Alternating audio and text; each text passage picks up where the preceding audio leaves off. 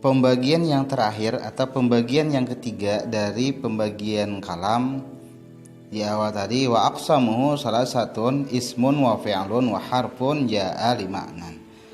Pembagian kalam ada tiga. Yang pertama isim, yang kedua fi'il, yang ketiga huruf yang ada padanya makna.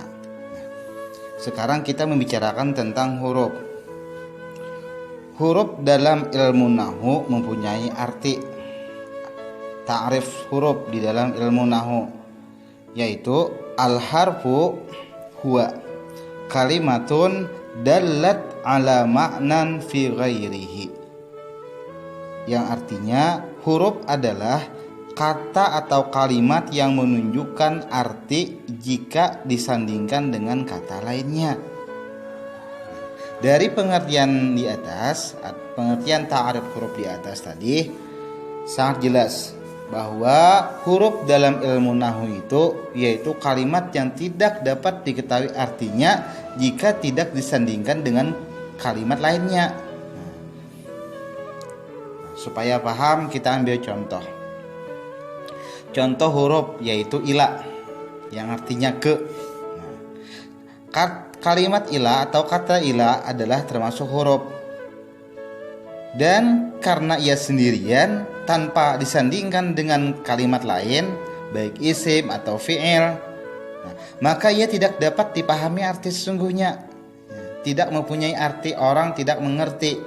Tetapi jika ditambah dengan kata lain, contoh misalnya bukan sekedar ilah saja, misalnya azhabu ilal masjidi, aku pergi ke masjid. Nah, itu kalau disandingkan dengan kalimat yang lain, maka ilah itu memiliki arti. Tujuannya kemana? Perginya ke masjid. Nah, jadi ilah di situ mengandung arti. Tapi kalau sendirian, maka dia tidak mengandung arti apa-apa. Kita ambil contoh lain. Misalnya fi. Kata fi itu tidak memiliki makna. Tidak memiliki makna yang sesungguhnya karena belum disandingkan dengan kalimat yang lain. Tetapi kalau kalimat fi tadi disandingkan dengan kalimat yang lain, misalnya kita ambil contoh aqra'ul qur'ana fil masjid. Aku membaca Quran di dalam masjid. Nah, kata fi pada kalimat fil masjid itu mempunyai arti di, ya kah? Di dalam masjid. Dan yang perlu kita ketahui bahwasanya huruf dalam ilmu nahwu ini bukan seluruh huruf hijaiyah. Bukan seluruh huruf hijaiyah mulai alif sampai ya itu ada maknanya, ada. Bukan. Namun huruf-huruf yang memiliki arti saja yang disebut dengan huruf di dalam ilmu nahwu ini. Nah, di dalam ilmu nahwu huruf itu ada satu huruf sudah memiliki arti. Jadi satu huruf hijaiyah sudah memiliki arti. Contoh a. Nah, artinya apakah? Apalagi yang satu huruf memiliki arti ba, bi artinya dengan. Nah, ta itu artinya demi atau itu huruf sumpah. Nah, demi misalnya tallah. Nah, itu demi Allah. Apalagi satu huruf bermakna fa, maka, sa akan, ka seperti, apalagi li untuk, wa dan. Nah, itu satu huruf hijaiyah mengandung makna. Ada dua huruf hijaiyah baru memiliki makna. Contoh, min artinya dari, an artinya dari juga, fi artinya di, nah, lan artinya tidak akan, lam artinya tidak atau belum. Nah, itu contoh huruf hijaiyah yang memiliki dua huruf hijaiyah yang memiliki arti. Nah, sekarang ada tiga huruf hijaiyah yang memiliki arti. Nah, contoh ila artinya ke, ya kah? Ala artinya di atas atau atas. Saufa artinya akan. Nah, itu contoh-contoh, padahal lebih banyak lagi. Atau contoh-contoh, sedikit contoh daripada huruf hijaiyah yang memiliki makna. Jadi dapat kita simpulkan bahwasanya huruf itu sebenarnya terbagi dua. Ya, terbagi dua. Ada huruf mabnan. Nah, disebut huruf mabnan. Ada yang disebut dengan huruf ma'nan. Yang pertama huruf mabnan. Arti mabnan di situ adalah huruf mabnan, artinya huruf yang digunakan untuk membentuk suatu kalimat. Mulai abjad alif, batasa sampai ya. Nah, itu huruf juga namanya kita menyambat, ya kah? Huruf hijaiyah. Nah, itu namanya huruf mabnan.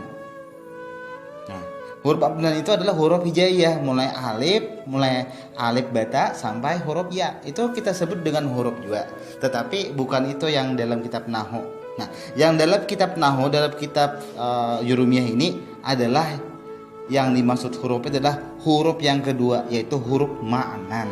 Nah, arti huruf ma'nan yaitu huruf yang tidak sempurna maknanya kecuali jika digabungkan dengan kalimat atau kata yang lain setelahnya. Nah, seperti misalnya huruf-huruf jar, ya, atau huruf-huruf istifham, huruf bertanya, atau huruf-huruf atop. Nah, ini termasuk huruf ma'nan, huruf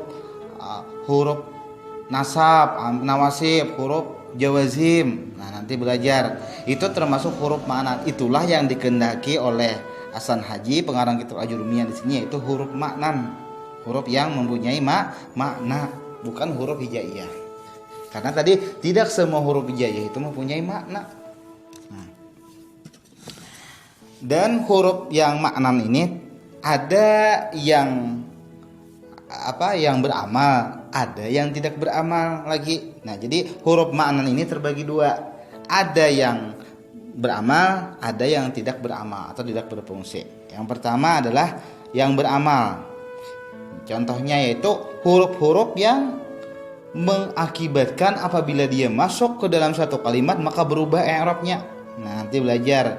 Apa misalnya huruf-huruf yang beramal seperti huruf jar, dia akan mengkasrahkan, dia akan mengkhafatkan kalimat sesudahnya. Misalnya huruf amil nawasib, maka dia akan menasabkan fi'il mudhari. Nah, misalnya amil jawazim, nah huruf amil jawazim, maka dia tugasnya maka menjazamkan fi'il mudhari sesudahnya. Nah, itu nanti dijelaskan di pelajaran berikutnya. Nah, jadi itulah yang dimaksud dengan huruf ma'nan yang beramal. Nah, yang kedua adalah huruf ma'nan yang tidak beramal. Nah, tadi kan yang beramal itu disebut dengan amil. Nah, kalau yang tidak beramal atau tidak berfungsi itu adalah namanya atil. Atau ghairul amil, tidak berfungsi, tidak beramal dia, yaitu huruf-huruf yang tidak mempengaruhi kalimat yang sesudahnya, yang dimasukinya. Contohnya misalnya hal. Nah, dia kalau kemasukan hal maka sesudah kalimat itu tidak berpengaruh, tidak mengakibatkan rusak oleh kalimat sesudahnya. Hal, misalnya hal na'am, misalnya ula dan sebagainya. Nah, itulah pembagian huruf secara umum.